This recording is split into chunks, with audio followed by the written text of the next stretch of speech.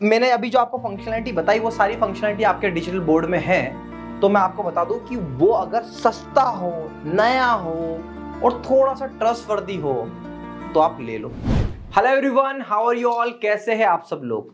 आज की इस वीडियो में मैं आपको बताने वाला हूं कि आपको अगर एक सस्ता और अच्छा digital white board interactive flat panel चाहिए तो उसको भी लेने से पहले मार्केट में बहुत सारे डिजिटल व्हाइट बोर्ड आ चुके हैं, अलग अलग कंपनीज आ चुकी है।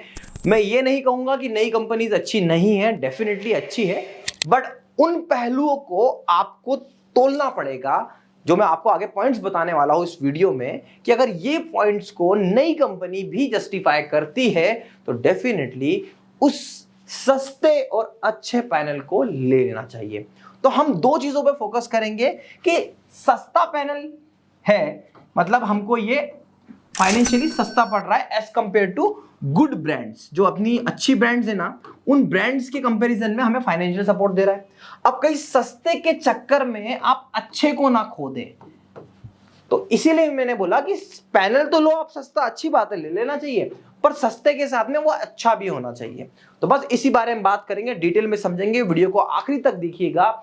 आपको प्राइस कंपैरिजन के साथ में हर एक चीज समझा दूंगा, ताकि आप जो भी पैनल लेने का डिसीजन बनाओ किसी भी कंपनी का, चाहे वो नई हो, पुरानी हो, ब्रांडेड हो, नॉन ब्रांडेड हो, वो सारी चीजें अगर जस्टिफिकेशन में आ जाती है जो आज हम डिस्कस करने वाले हैं, तो डिसीजन इज योर्स। आपको जो मन करे वो उठा लेना और बस हो जाएगा काम। क्योंकि इस एक्सपीरियंस में मैंने एक चीज देखी, बड़ी से बड़ी ब्रांड से लेके छोटे से छोटे नए नए नाम, दोनों में एक प्रॉब्लम तो मैंने देख ली कि अगर पैनल खराब होता है तो मान लो 10-15 दिन तो कहीं नहीं गए आपके।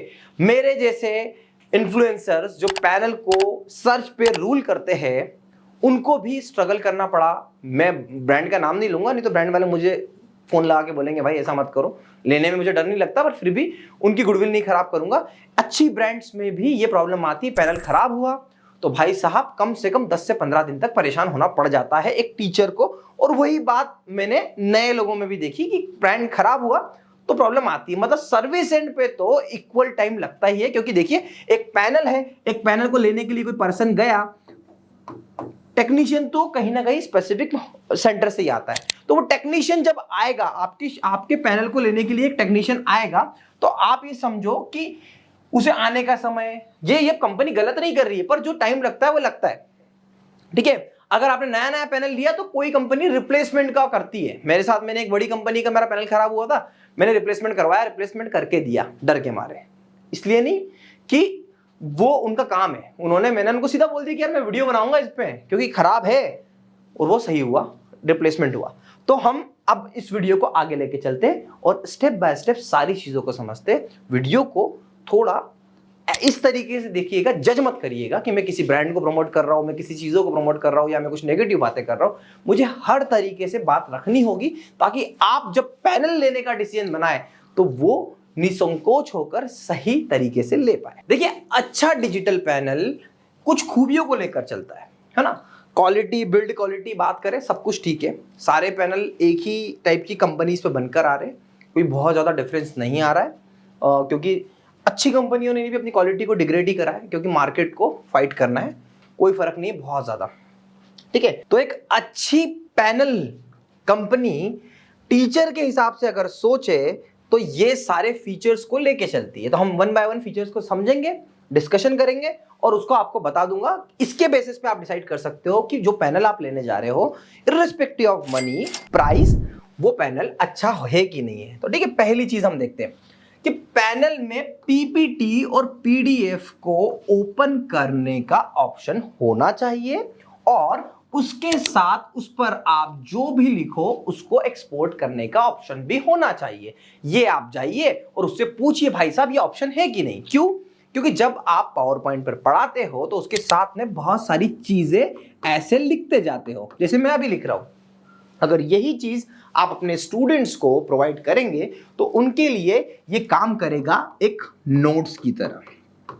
ठीक है, सेकंड फीचर पे आते हैं कि उस पैनल का, जो कंपनी का आप पैनल ले रहे हो, किसी भी कंपनी का, उसका व्हाइट बोर्ड सॉफ्टवेयर कितना अच्छा है, ये बहुत मैटर करता है।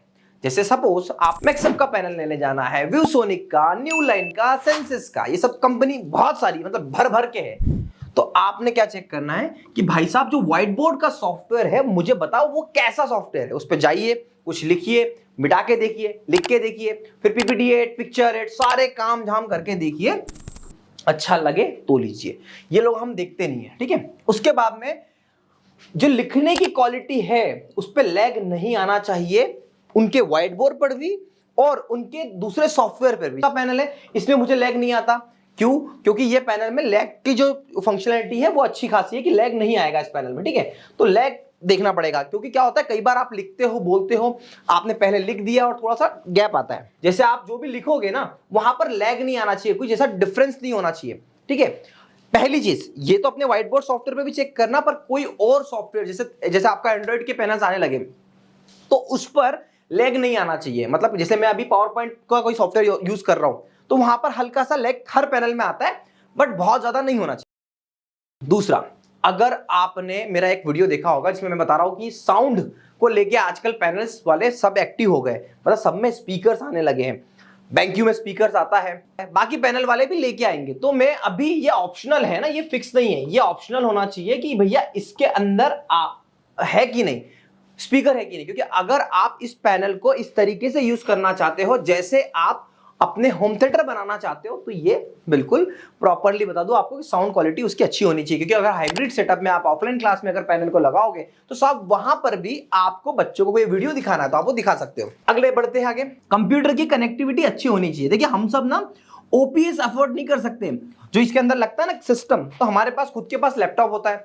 तो हम लैपटॉप इससे कनेक्ट कर ले, उसके बाद में हम उस लैपटॉप को यहां से ही ऑपरेट कर पाए। मतलब आपका लैपटॉप HDMI केबल से कनेक्ट हो जाए, उसके साथ में एक और केबल से कनेक्ट हो और हम यहीं से उस लैपटॉप को पूरी तरीके से ऑपरेट कर पाए। हमको ओपीएस का चूना नहीं चाहिए भाई कि अलग से ओपीएस लगाओ, नहीं नहीं बिल्कुल भी नहीं, हमें ओपीएस लगाना ही नहीं है।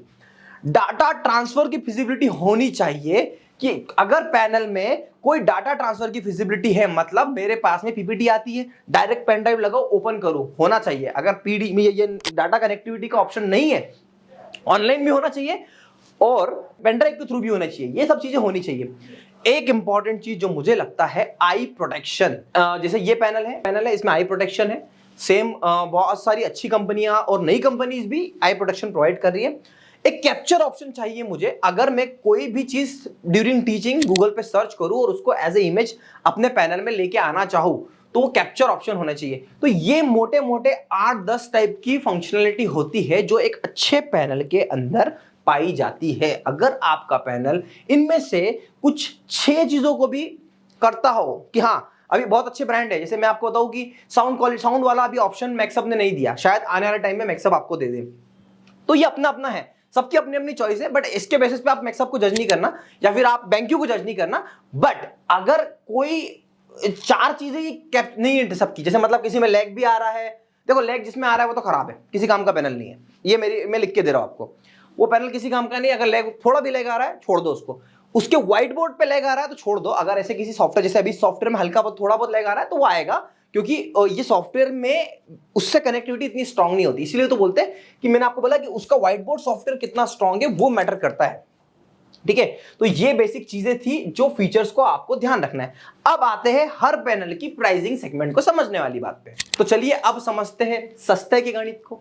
सस्ता डिजिटल बोर्ड, अगर मैंने अभी जो आपको फंक्शनैलिटी बताई वो सारी फंक्शनैलिटी आपके डिजिटल बोर्ड में है, तो मैं आपको बता दूं कि वो अगर सस्ता हो, नया हो और थोड़ा सा ट्रस्टवर्दी हो तो आप ले लो, किसी भी कंपनी का उठा लो। मैं बोल रहा हूं ब्रांडेड पे मत जाओ, कोई बात नहीं। देखो एक कैटेगरी आ गई है, एक है ओल्ड ब्रांड, है ना, एक ओल्ड ब्रांड आ गई है, और दूसरी कैटेगरी कौन सी आ गई है? तो दूसरी कैटेगरी कौन सी है? दूसरी कैटेगरी एक है थोड़ी सी न्यू, नहीं है ये एवरेज ब्रांड है, हम इसको बोलते हैं एवरेज ब्रांड, है ना, और एक बोलते हैं बिल्कुल न्यू। यार मैं बोल रहा हूं कि अगर आप एक ब्रांड का नाम 2-3-4 सालों से सुन रहे हो, 2 सालों 3 सालों से सुन रहे हो, तो उस पर ट्रस्ट कर सकते हो। मार्केट में अगर आपकी गुडविल नहीं तो लोग आपको गाली देना शुरू कर देते हैं, आपको अलग अलग तरीके से परेशान करना चालू कर देते हैं। तो जैसे ओल्ड ब्रांड है, बड़े ब्रांड है, अब उनके पैनल की कॉस्टिंग मान के चलो आप 2,10,000 हो रही है ना, 2,10,000 पे हो रखी है। उसी टाइप का पैनल अगर आप एवरेज ब्रांड पे जाओगे तो आपको 20-30 हजार रुपए का, मिनिमम 30 हजार रुपए का फायदा मिल जाता है। और अगर नए ब्रांड पे जाओगे तो आपको 40-50 हजार रुपए का फायदा मिल जाता है। अब ये थोड़ा सा मैं बोलूंगा कि ये रेड जोन है, यहां पर आपको रिस्क मिल सकता है। ये जो है हमारा येलो जोन है कि चलो चलेगा काम, है ना, रिस्क लेवल जो होगी हमारी वो कम होगी। और यहां पे भी रिस्क लेवल कम ही होगी। ऐसा नहीं कि ये लोग बड़े नाम है तो आपको भैया लो आप सब कुछ, कोई भी दिक्कत नहीं, ऐसा नहीं होता। सर्विस देने का डिसीजन होता है